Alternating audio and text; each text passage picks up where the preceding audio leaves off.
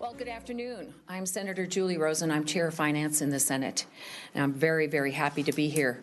It won't come as any surprise to anyone here that health care costs are rising, and a large part of that is due to prescription drugs.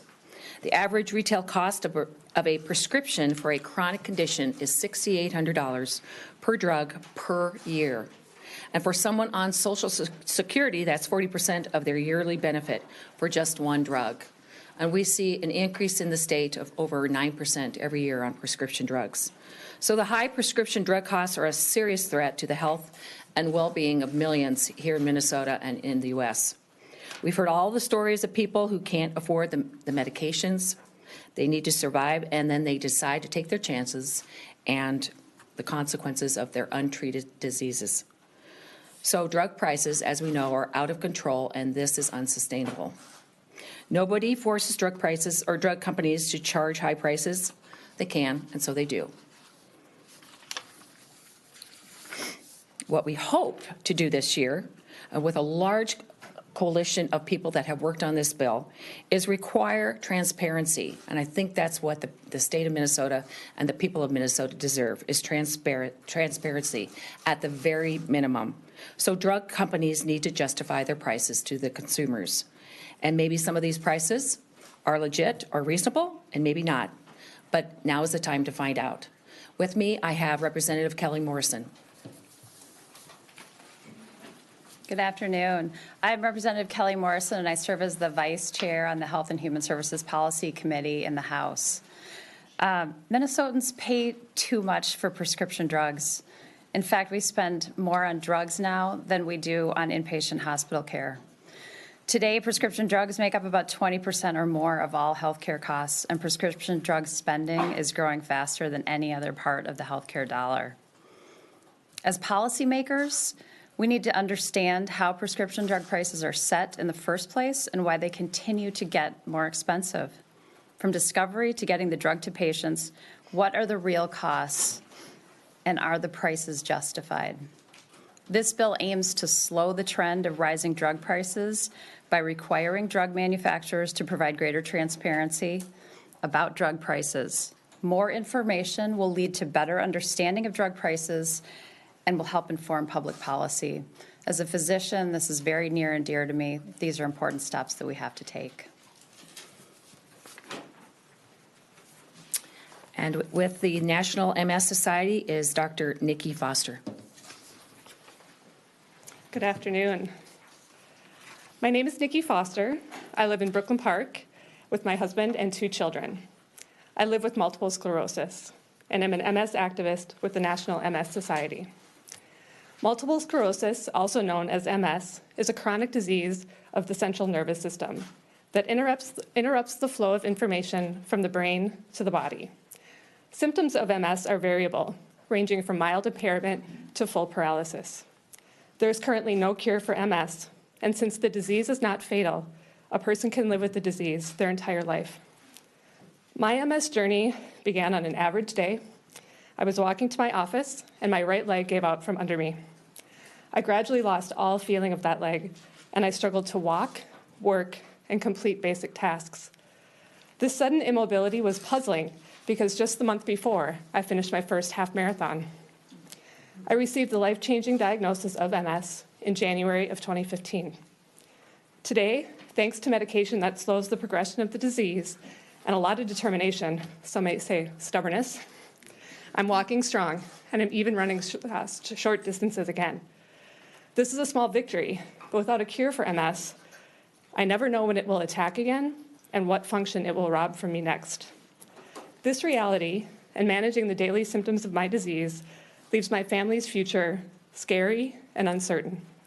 What we do know is that the medication I take has slowed the progression of the disease, and staying on this medication is crucial to my family's future. Research innovation brought me to this point. I take a medication that appears to be slowing down my disease, allowing me to live my life. Disease-modifying therapies, however, are expensive. The National MS Society believes that medications must be affordable and the process for getting them simple and transparent. We have to have both innovation and accessibility. Medications can only help change lives if people can access them. The price of MS medications have risen steadily since 2004. In just 5 years, from 2013 to 2018, the median price of MS treatments increased more than $20,000, from less than $60,000 to over $80,000, often spurred by multiple price increases in a single year. Competition has not driven down price. Despite 15 therapies being approved for MS, including 2 generics, prices continue to rise. The burden of high drug prices affects the day-to-day lives of Minnesotans living with MS. The continual escalating prices of MS therapies are creating barriers to those with MS getting these life-changing medications. I use numerous drugs to manage the challenging symptoms of my disease. The cost of these drugs has risen every year, and together with the cost of frequent office visits, MRIs, physical therapy, and other services has caused my out-of-pocket health spending to skyrocket. I'm covered by employer-sponsored insurance, and studies show that people with MS spend 6 times more than other employees on these plans due largely to the increasing in drug prices. I recently switched to a generic form of a drug that helps me walk and run. I was shocked to find that my out-of-pocket cost for 1 month of this drug is $1,300, even with my health insurance discounts. A sudden change in employment status might leave me without insurance and affordable access to the medications that keep me at the softball field watching my daughter or walking in parades with my marching band son. Living with MS is unpredictable and challenging. Almost every day, there are moments when I wonder if the disease is progressing and what this means for my future and the future of my family. Everyone at some point in their life will need a medication, and most will take a medication regularly for a significant part of their lives. Minnesotans living with MS and other chronic conditions deserve to know the factors that contribute to a drug's price and, unfortunately, the continual increases. Thank you for your time. And we have Ms. Claire Henn with AARP. Hi, I'm here today because of the high cost of the medication I take for my rheumatoid arthritis, which I was diagnosed with several years ago. For a long time, I was on Remicade, and my cost for my Remicade went from $60 a treatment to $1,400 a treatment. Because I had already been through all the other generic and low-cost medications I could take, there was nothing I could afford to do, and I went without treatment for 3 years, just taking turmeric and Aleve. And luckily, I tried to find somewhere to help me pay for my medications. Finally, a year and a half ago, I was accepted for a program that helps seniors pay for drugs they can't afford. When I went back on it, I could no longer take the Remicade.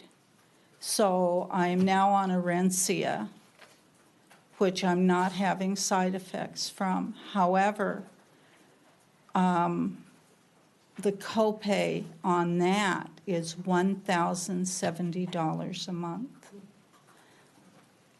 And there is no way, as a senior with limited income, you know, Social Security and a very small pension, if I had to pay for that, I would lose my house.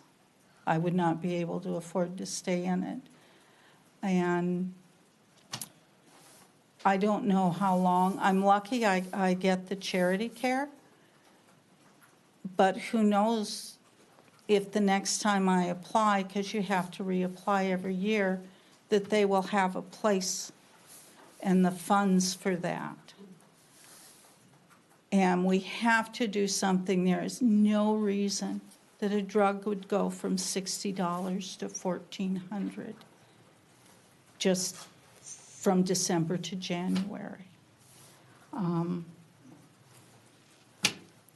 So I would urge everybody to fight to get drug costs down. Thank you. And next we have Dr. Charlie Fazio, the Chief Medical Officer for Health Partners, and it's really great to see him back here. I served with him on the Governor Palente's Healthcare Transformation Task Force back in 2008. Thank you. Good afternoon.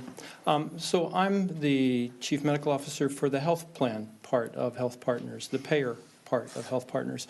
And the point I want to leave you with is to emphasize a point that was made earlier. We now spend more on prescription medications than we do on hospital care.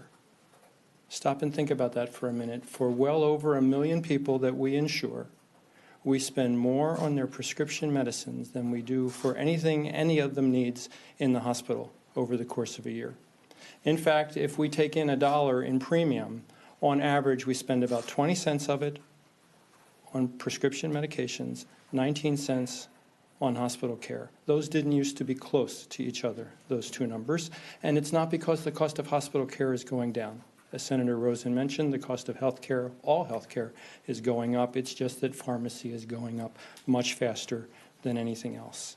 And one of the best provisions of this bill would be that if a drug were already in force, like one of the agents you heard about earlier, had already been out 2, 3, 5, 10 years, and was going to go up 25% 1 year to the next in its average wholesale price, this bill would require an explanation for that change. And there have been no explanations for those sorts of year-over-year increases to date. This is an important step forward in figuring out what we do about drug costs. Thank you, Doctor. So, in conclusion, I want to first thank all the stakeholders and the coalition that has got together to do this Drug Transparency Act reform here. This is a very, very important part of the driving cost of healthcare in this state. And I guess we're open for questions if you have any questions. How does this work? What would it look like to a patient? What would it look like to his clinic? Basically, we're just asking for the transparency piece that would be registered at the Department of Health, and they'd have to give a 30-day notice in advance of a price increase that would verify why they're increasing it, the cost, what were the conditions, what were the factors for increasing the cost. That would be then posted for the public to see. So that's the transparency piece. If they do not provide that fine or that information, there is a fine of $10,000 that will be applied to them. So any manufacturer needs to, if they're going to have a price increase, they need to do that. So for existing drugs, per se, if it's a 10% increase in a 12-month period or a 16% increase in a 24-month period, and for any brand drug under $40, it needs to be posted. So we're just trying to get to the cost of health care. I'm told I'm getting screwed, and now I can look there and get at least their explanation for why I'm getting screwed, but I'm still getting screwed. Yeah, that's basically it. Yeah. I'm sorry. But there's other bills that are talking about price controls of some sort on pharmacies for various drugs, correct? Absolutely, right. Okay. And this is a way for us to make sure that everything is transparent above on the table. California and Oregon have done this, and there is data privacy through the Department of Health to make sure that any trade secrets are held there. So I don't think they should really complain about telling us why they're increasing the price of this drug. And we can go into more details of exactly what's driving that factor. Do you anticipate that this transparency would in any way impact drug prices one way or another? I mean, is that the desired outcome in some way? That is the desired outcome, actually. How would that happen? Well, we'd be able to see, as I said, if it's a 10% increase in a 12-month period, or for every brand of generic drug, whether it's existing drug, a new drug, or one that's just newly acquired, for that drug under $40, whose price increases by more than 10% in a 12-month period or 16% in a 24-month period, they must report to the Department of Health at least 60 days in advance of the price increase. So they need to verify and justify why they're giving us a price increase. And I think the idea is to put public pressure on the pharmaceutical manufacturers. When there's a lot of mystery, I think, among all of us. Why are these drugs so expensive, and why do the prices suddenly and apparently inexplicably increase? And this will apply public pressure to them to justify why that is. And then I think that there's potential for a little bit of a public uprising to hold them accountable. And it is our hope that that may help to bring prices down. And this is on prices moving forward. There's no sort of like retroactive for recent raises. So all the prices that were talked about today would be anything above what they are at now. Exactly, exactly. You talked about a $10,000 fine if drug companies aren't in compliance. How did you arrive at that number, and do you believe it's punitive enough should companies choose to ignore? I believe that's what the Oregon is applying. And that money, if there are fines, that would go back into the Healthcare Access Fund. But that is the penalty that Oregon had. And I believe it's up to $10,000 a day. So Per day. it can add up. Yeah. There's incentive for them to comply. Thank you. Is the leadership of the caucuses in both houses, are they on board with this? As Peter mentioned, there's a couple of different bills out there targeting prescription drug prices this session. What do you see as your chances here with this particular measure? Oh, very good. Yeah, no, it's a very much a bipartisan effort on the Senate side, and Also true on the House side. This shouldn't be a partisan issue, and it isn't.